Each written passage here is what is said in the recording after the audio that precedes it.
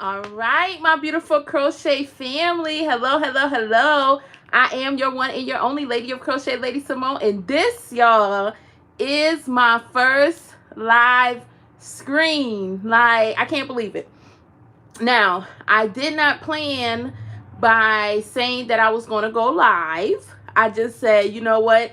Let's let this first one get all the jitters out. Let's go live. Hopefully some people can pop in. I can see y'all, talk to y'all. My plans are to go live periodically from my channel. So this is the first time. So if you do pop on, y'all, do not be afraid to talk and let's communicate. I had some ideas for this live. I'm gonna go about it kind of similar to like how I usually do let's see, my shows, like how I usually do it. So I have a topic I want to talk about, but I also have some things I want to show y'all because your girl been working. I've been working on a couple of things. Now, I put out a short today because I've been working on a hat. Now, let me see. The hat that I want to show y'all, let me pull this close, is I have on my channel, I have a tutorial, and the tutorial is for my chunky bucket hat. So I wanted to just pop on and show y'all some of the things that I made, and it kind of gives off that little fall vibe. So I'm just like, listen, if I keep going with this little fall theme, y'all, I think I have a whole like collection of fall stuff. But as some of y'all know from some previous videos, I can't really focus on that because I have the market still coming up, so I have to focus on some things for the market. I believe this hat is going to make it for the market, and y'all can let me know what y'all think. Do y'all think this will be like the chunky bucket? Would it be a good little hat to use for the market? Because I was thinking about just having a couple of more hats. I have another one in a different colorway, and I was thinking about making possibly like 3 more of the chunky buckets to have with me for the market. This one, y'all, made me think like it gives us like a little classic look. So I was just like, I like it. The classic brown, it looks good. I don't know. Y'all let me know what are your favorite hats that you like to make as well. Because listen, this chunky hat has me in like a hole, and it's quick to make. I like that. And I use the for this hat I used it's Michael's Charisma yarn, and I used 2 skeins of that yarn to make one of these hats, but not the full skein because it was like a little bit of the second one that I had to use for the hat for the ruffle side. But it's fairly quick, and if you get that yarn on sale, y'all, hello, hello, hello, Miss DIY Creations. Y'all, I can see people in the chat. Can't believe this. Hello, Miss Ruby, baby, y'all. Oh my gosh. Y'all, listen, I am live, and I'm excited because this is my first time. I was like, I'm gonna get this jitters out, and I'm gonna just go from there. But thank you so much for the hat. Oh, look at it. Thank you, my husband. I'm gonna get my jitters out, but the hat, I was thinking about making a couple. So if y'all do markets, do y'all think like hats are a big sell for markets? And I know it's dependent upon where you're located. And I'm in the South, and it gets cold, you know, and I think it's gonna be, I usually do a lot of amigurumi, so I know my products are gonna pull more so some of the kids, and some adults like amigurumi too, so I'm not gonna undermine that. But I also wanted to have something for the older adults, because at the market I think we'll have probably middle-aged older adults as well. So y'all let me know. But I have a tutorial up for this hat on my channel too, so I did that. And y'all, I was like, if anything, when I come live, I have to show y'all. I know y'all saw it in the short, but I have to talk about this, y'all. When I finished this bad boy right here, and I wanted to talk to y'all, I can't even get it all in. I have a short out about it. When I finished this, y'all, I was so excited. I was so excited because I'm like, I completed a whole hexagon cardigan. Now, what even made me more excited about it was that I think, I can't remember how many videos passed, But it probably was the beginning of the year, y'all. I was talking about making a hexagon cardigan, and I used the what was it? Red Heart Favorite yarn. I used Red Heart Favorite, and I started it, but I'm not, y'all. Something about when I crochet, hats definitely move, especially in the right colors and styles. And if you have anything to coordinate with them, scarf, cowl. Okay. Hello, Miss Angie. Um. Okay. That's okay. I have to calm down because y'all get so excited. The comment with the Miss Ruby. Okay. The earrings. I always wanted to try a hand at making the crochet earrings. My sister wanted me to make some tassels before, and I never got into making the tassel ones, but I do like the ones where you have to crochet around. Like, I have some big hoops, and I was thinking about crocheting around the hoops, but then also making a design that go inside of it too. But I have not tried my hands at it, but I may give that one a go too. And I'm gonna be honest, I have been adding so many things to my list when it comes down to the market, that my husband's like, listen, I think you already got enough. But for me, it's like, I think I maybe need to add this. Let me add this.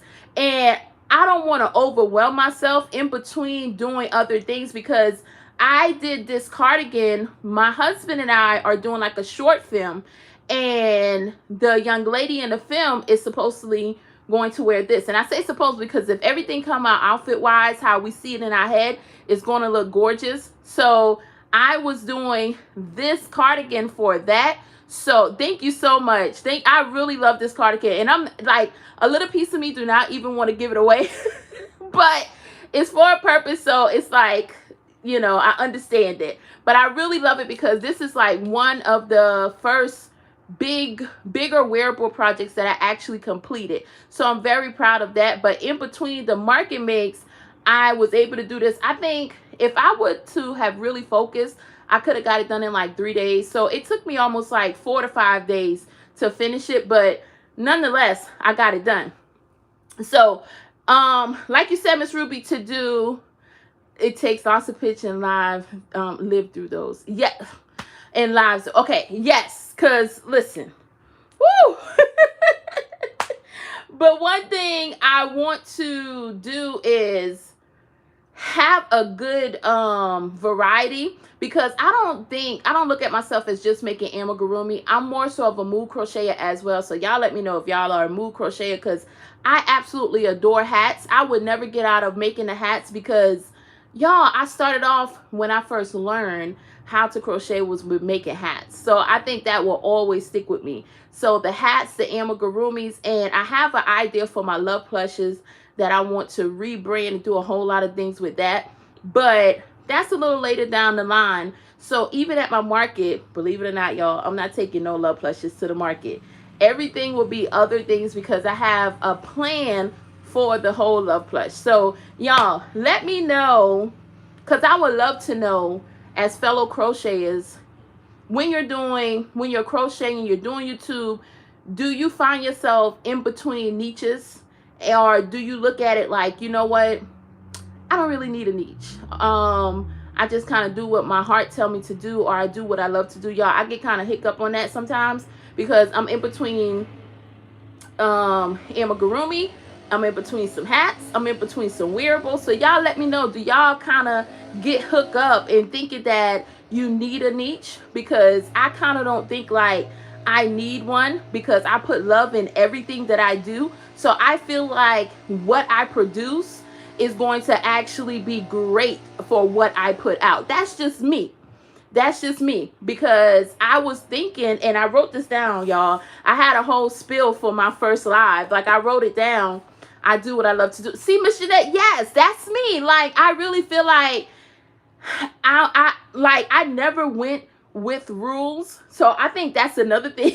Like, that's another thing. I never went along with the rules. I like to do things my way, and how they come to me. I think it's something special in that. And for me, I think God gives me things in a way to where it's like, no, you got to do it this way. Some people may not understand, but the people who it's meant for will get it. That's just kind of like how I look at it. So I wrote down some topics, and mine was like, as a beginner, what was some things that I had a rough time with? And before starting, even with doing this live, that was one of my things, like getting the nerves out, thinking that I had to go in a direction that maybe everybody else went in, or that it was like, okay, you got to find your niche. You got to have this plan. You got to have this.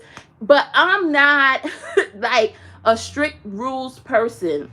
And because of that, I've learned that I have to, thank you so much. Thank you so much, Miss Jeanette. That means a lot. And I'm not a go by the rules person. I'm just a person who I feel like I just got to give it to you how it comes to me. And that's just with everything that I do in life. I mean, I go against the rules with everything, y'all. But with good intentions.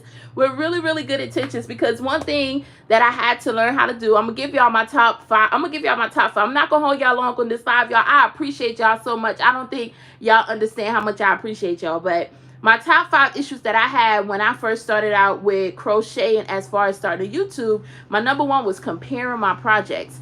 And I had to learn, like, listen, you're not going to come out the bat swinging. You're not going to have your first pattern. It's not going to be the best.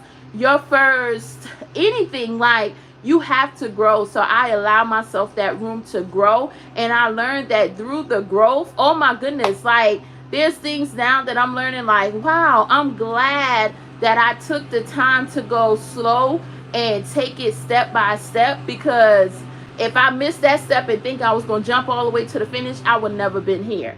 Because it's something beautiful in the journey. I talk about that all the time. It's something beautiful in the journey. And I am really, really enjoying this journey. So my number 2 thing was overbuying yarn. I had such a bad habit of overbuying yarn. And the crazy thing was, it was more so of, I was overbuying yarn. But then when it was time for me to do a project, I was sitting there like, I don't even have the yarn that I need. Like, that was so crazy. So I learned how to say no. You only get what you need right then. But it's good. Like, as you see, I have a little stash. I built up a stash. I'm a stash girly. I love the things that I love. Let me say that. I really do. I don't get into, yes, I do not get into shoes or bags or something. I know some people do, and y'all, I admire the people who do get into those things, because if something brings you love and joy to see, I wish you have it in such an abundance, because it makes your heart smile. Like, why be upset? Why be like, there's so many other things that you can get into that would not serve you good. But if you're into shoes, and when you walk in your closet, there are no rules in creativity or artistry. Thank you so much. Yes, that's so true. And it's like, if those things make you happy, like, why not have those things? As long as there's no ill intentions towards yourself, your family, or anybody else. Listen, if you want to have a whole room full of shoes, and you can afford it and you can do it, listen, enjoy them shoes. Walk in there and smile and have a runway in your house. That's how I look at it. So that's what I do with yarn. But I do realize, like, even in my stash, there are some yarns where I'm like, dang, how come I don't got that color? And purple is always a hard one. It's purple and black. I'm like, why do I seem to not always have those colors? But anyways, number 3, watching more than you crochet. That was my problem. I will always just be searching up things, because I love the art of crochet. I love to see what people are crocheting, what they are doing, if it's Pinterest or if, I don't know, I just really love seeing people create. And sometimes I'll watch more than I'm actually moving my hook. And I had to learn, like, listen, you can watch and crochet. Like, I really had to learn that balance. But crochet is so beautiful to me. And I'm going to tell you, I'm a nostalgic girly. So I love older crocheters, because the idea to me to think like there's some older people who were taught by their grandparents. I came from the generation to where, hey, our grandparents were grandparents. We would sit on the porch and talk, and my dad had a garden and, you know, all that country stuff. So nostalgia and all that means so much to me. And when someone say their grandparent taught them how to crochet, or their mom taught them, and they're like, that right there to me is so amazing. And speaking of that, I had some yarn that I got from Miss Angie, I think, and it was some older red heart yarn. And y'all, let me see. I probably can pull it right here. Yes. I still haven't opened it, y'all. And I'm not going to open it. It's going to stay in my stash because it was something, it's an older lot. And I think it says 04. And for me, I'm like, yes. Some people be like, listen, that's only like 20 years, whatever. But to me, I'm like, listen, if I keep it, it's going to be longer and longer. And to say I had yarn from that time, I'm excited about that. But anyway, it's number 4.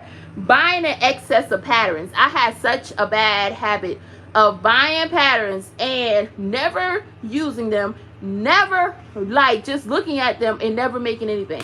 Y'all, everything was cute to me. I would just go and buy. And next thing I know, I'm looking like I have such a stack like this right here of binders with patterns that I never get to. So I had to learn, like, pace yourself. You may like something, but you don't have to purchase everything that you like, because you really, the reality of getting to that thing is a little slim to none. So I had to get, out of that right there. And one of the last things that I learned as a new beginner, y'all, was it says, not understanding that it takes time to master a craft, let alone enjoying the journey. So I kind of hit on that on the first thing, but it was, I really had to understand that. Like, I'm not going to count like, you're not going to do everything the same way as somebody else does it. Your crochet not going to look like the next person crochet. Shoot, my live not going to look like somebody else live, just your life in general. And I had to learn that when it came down to the craft. And the more and more I just put my all into what I love to do, which is crochet, and just put my heart in it, the more and more it became my own. And it was you get out of comparing, because there's room for everybody. Like, I feel like everybody has a space to where they have a way of saying things that's going to and captivate the hearts of the people who are meant for them. It kind of reminds me of an old saying, and I'm going to leave y'all with this saying. The old saying says, when the student is ready, the teacher will arrive. And I believe that all across the board. When we are at different seasons in our lives, or we're in different spaces, different journeys in our lives, there's going to be somebody on that journey that's probably, hello, Miss Aisha, Handmade Items. Yes. Look, I'm bad with names, y'all, but I hope I get everything right. Hello to everyone who's on the live. But what I was saying was that when we are at a certain journey in our lives, you're going to have the people who you're going to be like, dang, how I end up finding this person's channel, or how I end up connecting with this person, or learning this from this person, or doing this with this person. It's just that you were meant to be in that person's life at that time. And I feel that way even with my crochet. Like, the amount of people I have connected with doing crochet on YouTube, y'all, I'm like, this is amazing, because typically I am a person who kind of stay to myself. So to have a community that's so accepting and that's so loving, like, it's amazing. It is so amazing. So I really feel like I'm just in this moment to where it's like, listen, whenever you just do what you're passionate about, what comes from your heart, y'all, everything else is going to fall right into place. So with that being said, I showed y'all the things that I crochet. Y'all, I got through my first live. Like, I'm proud. I'm so proud. I got through my first live, and it's been itching at me for like the last couple of days. Like, just hit the button, just go live, hit the button. And today I said, you know what? I'm going to do it. I am going to just hit that button and go live. So y'all, I hope y'all really enjoyed this live. I enjoy seeing y'all on here with me. If y'all have any questions or anything for me, y'all just hit me up in the comments, because I like chatting with y'all. I really do.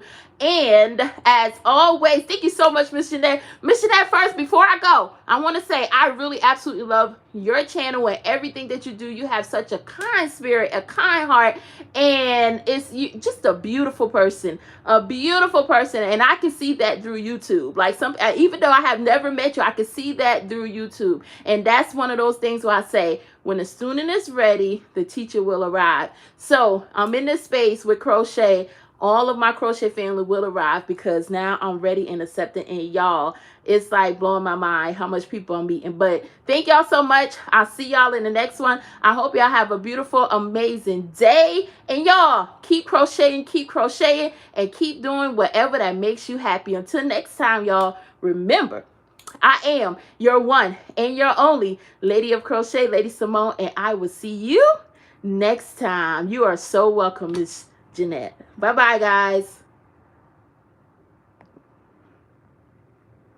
All right, y'all have to figure out how to end it.